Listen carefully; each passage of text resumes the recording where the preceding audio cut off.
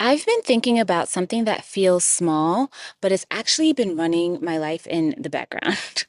I've always been a very curious person, someone who is considered a lifelong learner. I read the books, I watch the podcasts, um, I guess I watch and listen to the podcast, the YouTubes, everything, right? I watch the YouTube about the podcast about the book, or like that's who I am. I love learning, but I realized recently that most of my curiosity has been safe. There's this trend going around about my board of directors in my head or something like that. And I was thinking, what is it? How do you lose money or how does your life get impacted if you do not have a board of directors, if you don't ask questions? So that's what this video is about. Because excuse me, I realized that, like, yes, I have curiosity, but that it's a safe curiosity. It lives in books, it lives in content, podcasts, YouTubes. It lives in places where no one can reject me, right? You can't misunderstand me, or you can't think I'm annoying or I'm bothering you. And then I noticed something uncomfortable. The people who seem to move faster in their careers in life aren't necessarily smarter, but they're not necessarily reading more than me. They're not necessarily more qualified, but they do ask more questions. They ask questions that I'm Googling. They ask questions that I'm trying to find the perfect book, the perfect podcast for.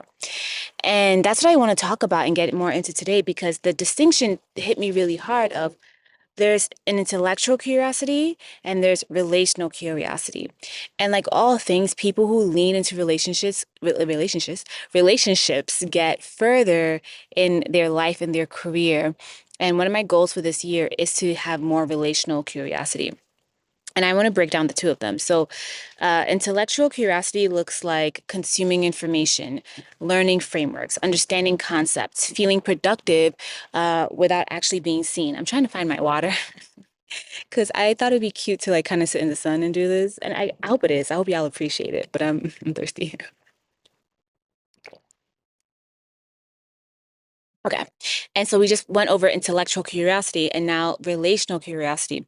Now, relational curiosity is riskier, but high risk, high reward, right? Relational curiosity involves people. It involves navigating the fact that people have different moods, boundaries, egos, people are exhausted, right? And you might feel like a bother. I know I do, which my nervous system is trying to keep me likable and unthreatening. Back in the day, being likable meant like you had community, right? So our brain is wired to keep us safe. But at the same time, I'm realizing that that instinct doesn't serve the life that I'm building now. Because if I don't build that relational muscle, that skill, I'm not going to ask the questions that I need answers for, like asking someone how they actually got the job, asking what really mattered in the interview, asking what salary range is realistic, asking how they position themselves internally, externally to get what they needed. And the difference between intellectual and relational curiosity really falls down in nobility or respectability, and the other one feels maybe more intrusive, but the intrusive one gets you further. Because if you're anything like me, you were probably socialized to be low maintenance, self sufficient, not a bother, not a burden, the person who figures things out quietly. And I realized that every time I wanted to reach out to someone, my brain would offer me the same excuses. I'll say, oh no, they're too busy. I don't want to be annoying, or I don't want to seem transactional, or I can probably figure this out by myself. So what I'm doing is I'm framing normal human interactions as being a bother. And the more I do that, the more it means that I'm not building those relationships that I need, which then means I'm getting further and further away from my goals, right? So again, one of my goals this year and something I want to challenge you with, if you've resonated with anything I've said here, is lean more into relational curiosity because I've been socialized, and I think probably a lot of women, a lot of like eldest daughters, people who come from very specific cultures have been socialized to be self-contained and low maintenance. Now, this is a bit of a pivot, so look at the timestamp if you need to move forward. But as a Ghanaian, the other day I was with my family and we were talking about names. And I realized most of the women in my family had a specific middle name. And I was like, why don't I have it? And one of my aunts was like, well, you should have it because you're the first daughter to be born to your mother. And I was like, well, what does it mean? And she was like, it means helper.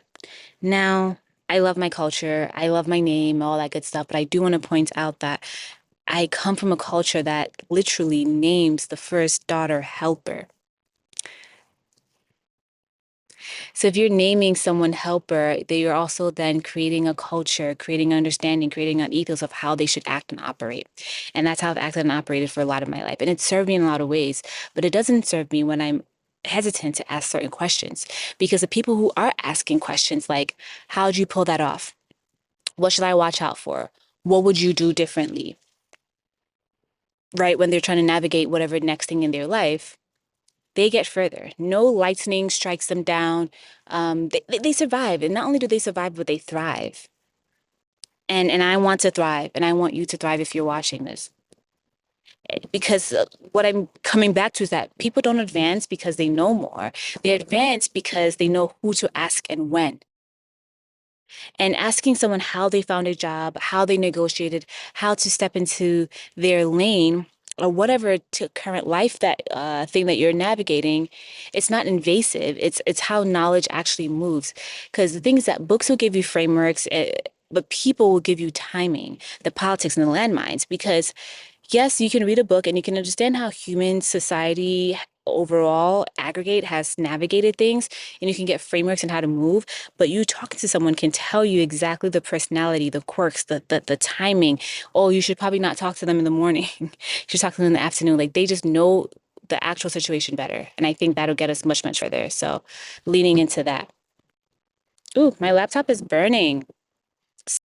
So I'll end this because my laptop is burning. So I just want to say relational curiosity is not trauma dumping, it's not overstepping, it's not demanding access, but it is respectful questions. It's reasonable timing. It's clear intent. It's genuine interest, right? A simple rule I'm using this year is if the question is respectful, the timing is reasonable, and the energy is humble, I'm going to ask because I need to learn that discomfort does not mean danger. It probably means growth. And if you're watching this and realizing, oh, I've been learning alone for a long time, or I've been hiding so I'm not a discomfort to other people. I just want to offer you that maybe for this year, this might be one thing, or this quarter, this is something that you practice of asking questions. And even if in your brain something says you're being a burden, be a burden. Allow yourself to be a burden. Because I also think, and this is something I might do another video on, that part of being human is to be a burden. And what we are considering a burden in the 21st century in 2026 is actually not a burden, it's actually just how humans operate. But we have, especially in the West, we have allowed ourselves to believe that we need to be so self-contained that everything seems like a burden, even when it's not. So thank you for watching. Subscribe for more so we can continue having these conversations and leave your thoughts in the comments. Bye.